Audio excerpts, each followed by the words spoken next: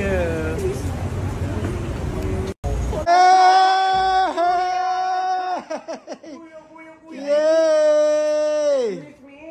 Yes. Name? Ambida.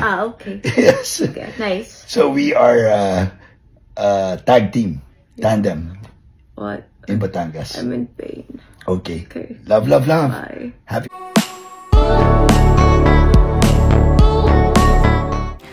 Chris Aquino nagpaalam na nga sa anak na si Bimbi at pinabalik na nga niya ito sa Philippines.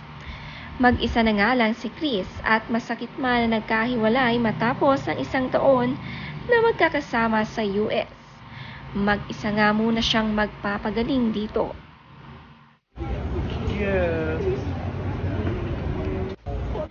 Iba na nga raw kasi ang pakiramdam ni Bimbi dito at napansin nga ito ni Chris Aquino. Iba talaga ang instinct ng isang mami sa kanyang anak. Pinag-usapan nga raw nila itong dalawa bago tuluyang ipauwi na si Bimbi sa Pilipinas.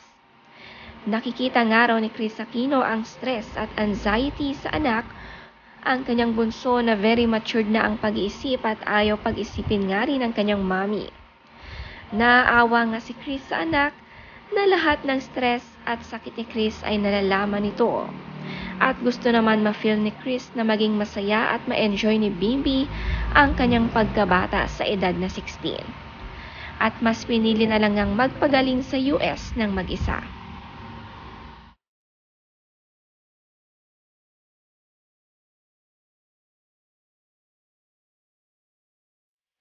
Kasama si Mark Leviste na inihatid si Bimbi sa airport.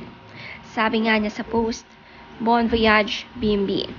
Mag-i-stay nga muna si Mark Leviste dito para suportahan si Chris Aquino na ngayon kaalis nga lang ng anak.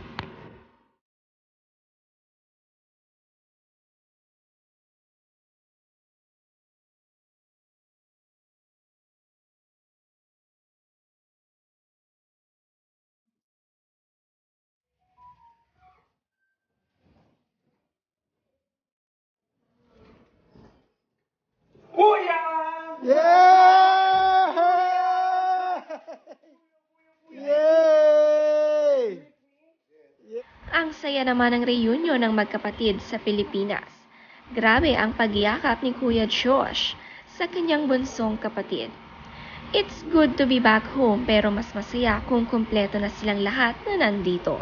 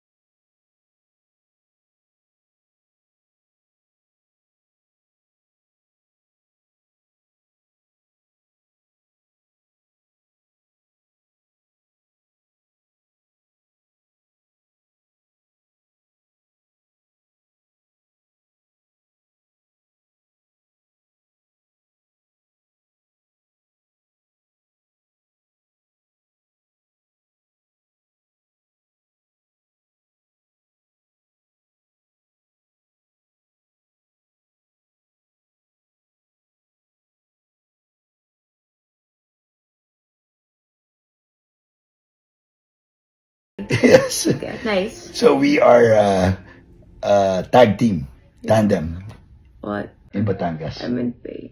Okay. Okay. Love, love, love. Magsisimula na nga ang chemotherapy ni Chris Aquino sa 6 autoimmune diseases niya. Hindi na nga nabawasan ito at nadagdagan pa. Kahit nga magpalit ng doktor. Mapapansin din ang kapayatan ngayon ni Chris Aquino dahil epekto nga ito ng kanyang bagong gamot.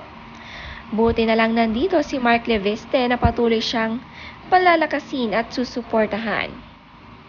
Napaka-cute naman ang pagpapatawa ni Mark Leviste kay Chris Aquino. Nangingiti pa nga si Chris kahit masakit ang kanyang katawan dahil sa chemotherapy.